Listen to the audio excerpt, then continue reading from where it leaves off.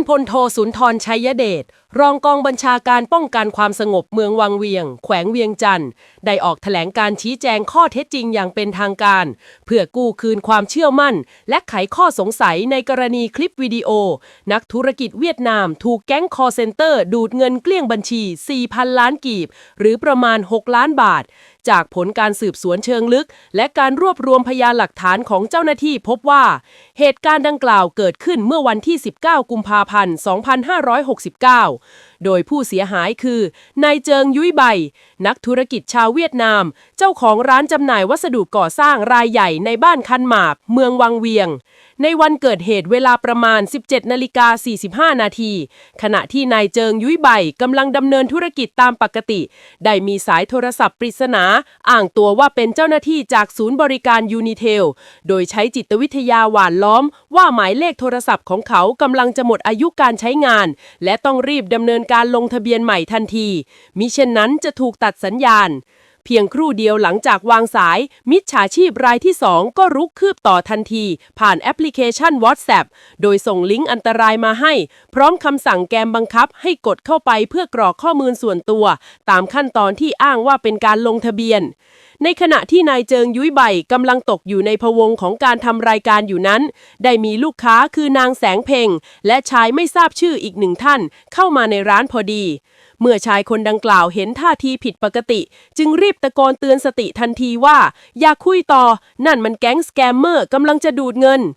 คำเตือนนั้นส่งผลให้เกิดความโกลาหลขึ้นทันทีเมื่อนายเจิงยุ้ยใบพยายามจะกดออกจากแอปพลิเคชันแต่ปรากฏว่าโทรศัพท์เกิดอาการค้างอย่างรุนแรงไม่สามารถควบคุมได้ทำให้เขาเกิดอาการตื่นตระหนกอย่างหนักร้องตะโกนออกมาด้วยความขวัญเสียเพราะปักใจเชื่อไปแล้วว่าเงินในบัญชีถูกฉกไปต่อหน้าต่อตาในจังหวะนั้นเองนางแสงเพ็งได้หยิบโทรศัพท์ขึ้นมาบันทึกวิดีโอเหตุการณ์ความวุ่นวายไว้โดยที่ยังไม่ทราบข้อเท็จจริงทั้งหมดก่อนจะรีบออกจากร้านไปหลังเกิดเหตุนายเจิงยุ้ยใบได้สติและรีบยืมโทรศัพท์ของพนักงานในร้านโทรติดต่อสายด่วนของธนาคารเพื่อขออายัดบัญชีฉุกเฉินซึ่งทางเจ้าหน้าที่ธนาคารได้ยืนยันข่าวดีว่ายอดเงินในบัญชียังอยู่ครบถ้วนไม่มีการสูญหายแม้แต่กีบเดียว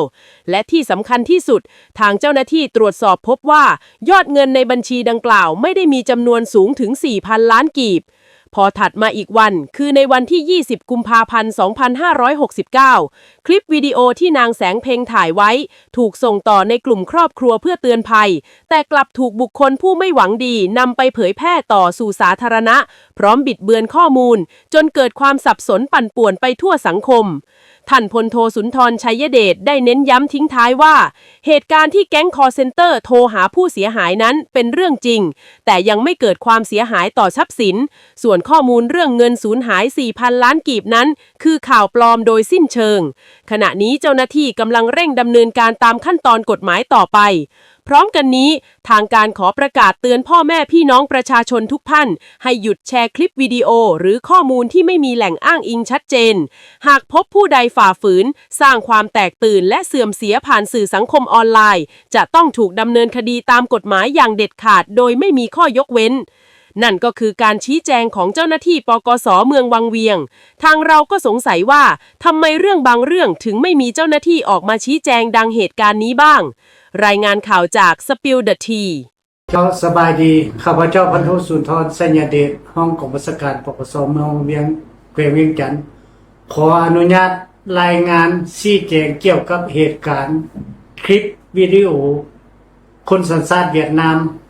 ได้ถูกกลุ่มแก๊งสแกมเมอร์ดูดเอาเงินในบัญชี4 ตื้อกว่ากีบที่เผยแพร่ลงในสื่อสังคมออนไลน์ผ่านการสอบสวนเก็บกับข้อมูลของเจ้าหน้าที่เหตุการณ์ในเบื้องต้นในครั้งวันที่ 19 กุมภาพันธ์ 2026 เท้าเจินยุ้ยใบสัญชาติเวียดนามได้เปิดห้างขายเครื่องก่อสร้างอยู่บ้านขันหมากเมืองวังเวียงแขวงเวียงจันทร์ตามปกติฮอดเวลา 17:45 นาทีได้มีเบอร์โทรศัพท์หมายเลข 661141490930 โทรเข้าอ้างว่าโทรมาจากศูนย์ยูนิเทลว่าเบอร์โทรศัพท์ของเจ้าหมดอายุนำใช้ต ต้องได้ลงทะเบียนไหมแล้วจะมีพนักงานโทรหาเด้อต่อมามีโทรศัพท์หมายเลข02099764237โทรเข้ามาทาง WhatsApp บอกให้กดเข้าลิงก์ปฏิบัติตามขั้นตอนที่แนะนำเวลานั้นได้มีนางแสงเพ็งคนบ้านขันหมากเมืองวังเวียงแขวงเวียงจันทน์และชายบ่ทราบชื่อ1คนเข้าไปซื้อเครื่องเห็นเท้าจนยุ่ยใบกำลังลงโทรศัพท์เกี่ยวกับการลงทะเบียนชายคนดังกล่าวจึงได้เว้าว่าเจ้าเซาลมบ่ต้องเฮ็ดตามเขาบอกเด้อเพราะเป็นกลุ่มแก๊งสแกมเมอร์หลอกเอาข้อมูลเพื่อดูดเอาเงินในบัญชีของเจ้าจากนั้นโทรศัพท์ของเท่าจนยุ่ยใบค้างบ่สามารถเคลื่อนไหวได้ผู้เกี่ยวตกใจคิดว่าเงินในบัญชีถูกดูดหมดแล้วจึงห้องให้ขึ้นเวลานั้นนางแสงเพ็งได้เอาโทรศัพท์มาถ่ายคลิปวิดีโอโดยที่เท่าจนยุ่ยใบบ่ฮู้และบ่ได้บอกให้ถ่ายภายหลังเกิดเหตุแล้วนางแสงเพ็งและชายคนบ่ทราบซื้อออกจากห้านไปโดยบ่ฮู้ละเอียดว่าเงินได้ถูกดูดออกจากบัญชีแท้หรือบ่และบ่ฮู้ว่าเงินในบัญชีของเท่าจนยุ่ยใบมีเท่าใดจากนั้นเท่าจนยุ่ยใบได้ยืมโทรศัพท์กรรมกรโทรแจ้งสายด่วน1555ของธนาคารกสิกรทางประเทศลาวเพื่อบล็อกบัญชีของผู้เกี่ยวไว้ชั่วคราวและได้รับแจ้งจากธนาคารว่าเงินในบัญชี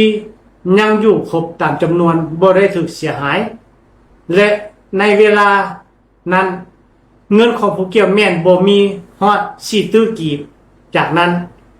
วันที่20กุมภาพันธ์2026เวลาประมาณ 12 โมง